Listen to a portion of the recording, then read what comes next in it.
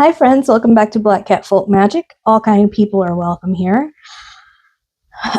Market season is ramping up, and I've been making a lot of intention oils lately to sell, to use, to give away. And I thought I could show you how to make one of my very favorite oils.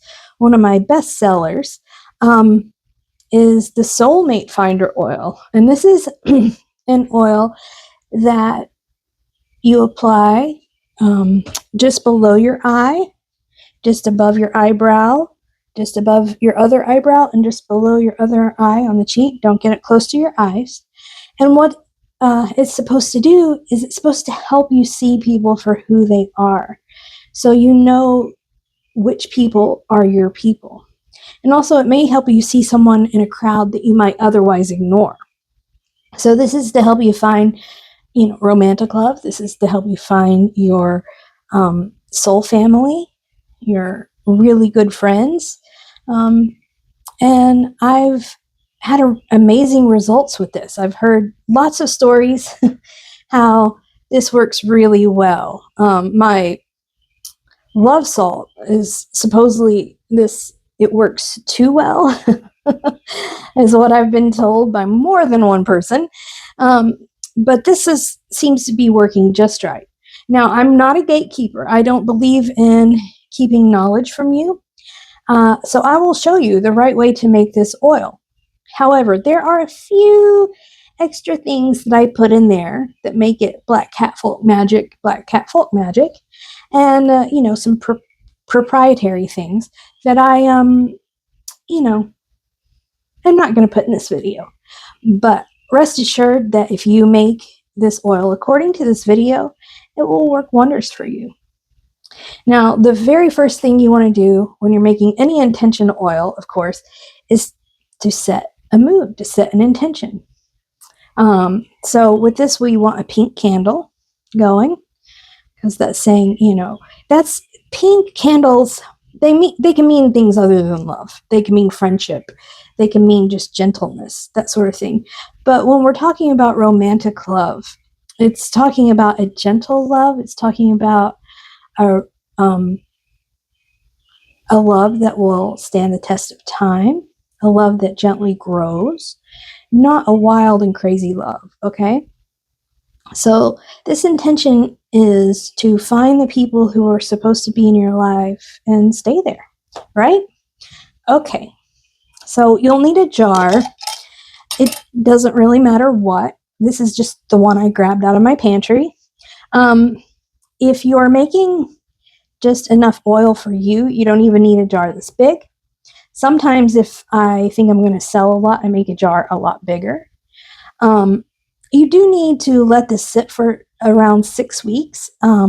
So you won't be using this right away. This is to replace what I've already bottled up. I usually put them in these little bottles, something like this, and you just roll it on under your eye. Okay. So the very first thing I always start any love spell with is roses. And a big part of folk magic is using what you have, using what's around you. So you can compromise and use other things. Now we want lavender for good luck and sweetness. And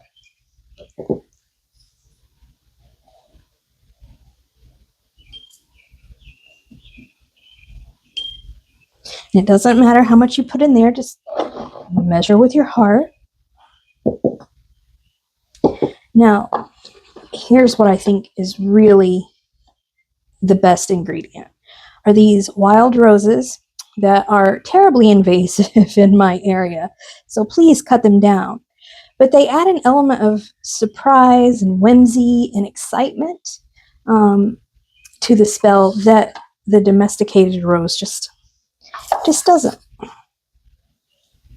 Now, while you're making this, you need to keep in your mind your intention, what you hope this oil will bring to you or whoever you're making it for.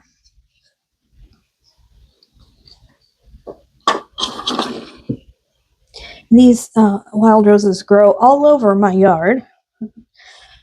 Another thing that grows everywhere is honeysuckle for sweetness.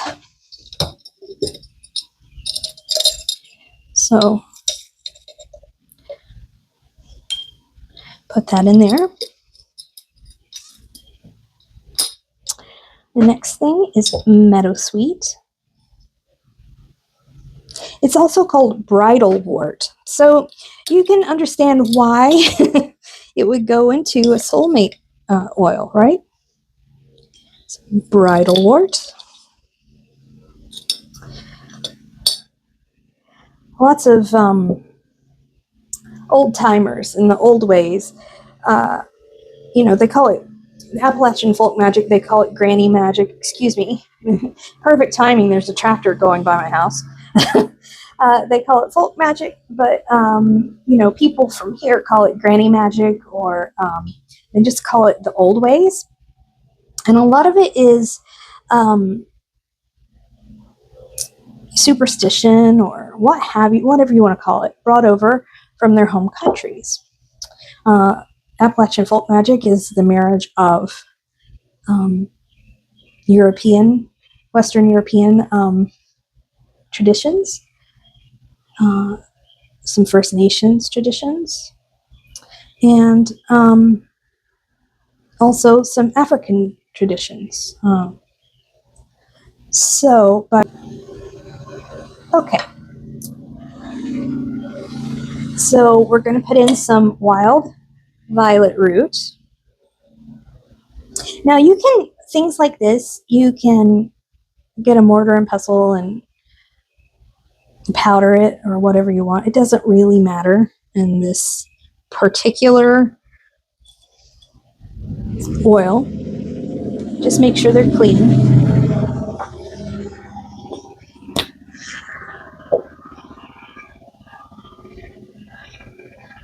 Excuse all the noise. I have no idea what's going on out there. There's barely anyone on my street ever. Okay, and this is one I added, and I use it in a lot of love spells, and that's strawberry leaves out of my garden. If you have strawberry flowers, which I just saw one mixed in here, that's a great addition. They're delicate and pink. Okay. Now, there are a few other things I'm going to put in this, and then I'll be right back. Okay, when you have all your dry ingredients in here, you're going to take some oil. Now, this is sweet almond oil. You can use whatever you like, whatever's friendly with your skin. You can use olive oil. I really like apricot kernel oil, but this just happens to be what I have. Now you want to make sure all these dry ingredients are dry. Don't put anything in there that's still has moisture, because it'll cause mold growth. It's hard to say. And make sure all the plant material is covered with the oil. Okay. Take this, stir it around just to make sure everything's coated in oil.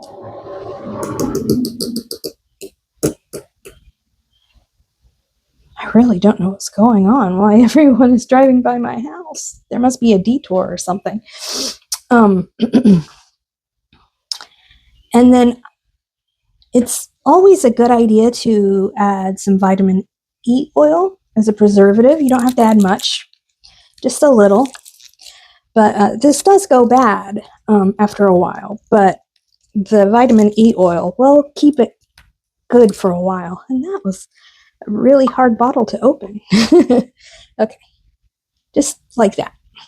Not a big deal. I might do a little bit more. Well, I said that, but I can't get it back open. There. Now, please do not get this in your eyes. I know that you're smart enough to not do that. All right. Okay. And we're going to seal it up, and we're going to put it on a shelf. somewhere that is cool and dark and dry. And we're going to let it sit there for 6 weeks. When you think about it, you can walk by and shake it.